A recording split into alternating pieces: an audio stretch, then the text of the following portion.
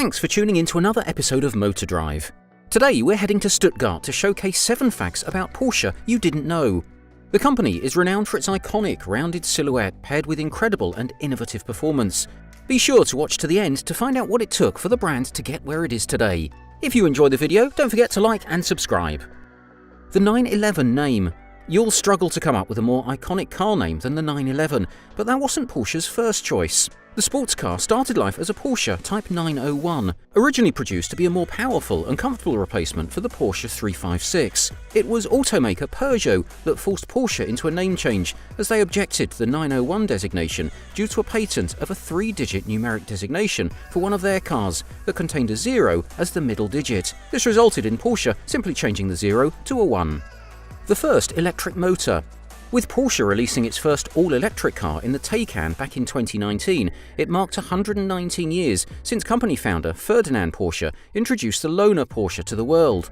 The vehicle was the world's first hybrid. This innovation came to life after Ferdinand had previously released 2 all-electric prototypes. This created a press whirlwind across Europe, and Mr. Porsche received his first order from E.W. Hart, a coach builder from Luton. Hart requested that the vehicle was given the capability to run on petrol as well as electricity. Despite such ambitious engineering, the car was completed on time and hand-delivered by Ferdinand himself. Hart was so impressed, he purchased a 2-wheel drive variant shortly after. The loaner remained in production until 1915. The longest produced Porsche to date. The Porsche flagship, the 911, won the hearts of sports car enthusiasts from the outset. It's one of very few vehicles to continue production from the 60s, with each new generation preserving some of the iconic design cues, though it has grown considerably in size over the 7 generations. Over 1 million 911 units have been sold since production started.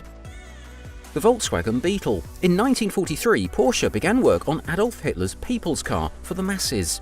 Working alongside his son Ferry in their garage at Ferdinand's villa in Stuttgart, he developed the first designs to become the first Volkswagen car, more commonly known nowadays as the Beetle. Production of Volkswagen moved to France in 1945, where both men were arrested for war crimes. Ferry returned from prison and saved the Porsche brand by selling cars to VW and collecting payments in advance. The Porsche Logo.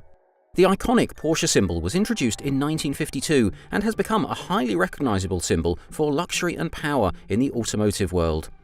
Many believe that Ferdinand's son Ferry drew the logo on a napkin while out at a restaurant. The crest pays homage to Stuttgart, with the black horse inspiration coming from the city seal, which represents power. The antlers, along with black and red stripes, were introduced by Württemberg's state seal with matching colors.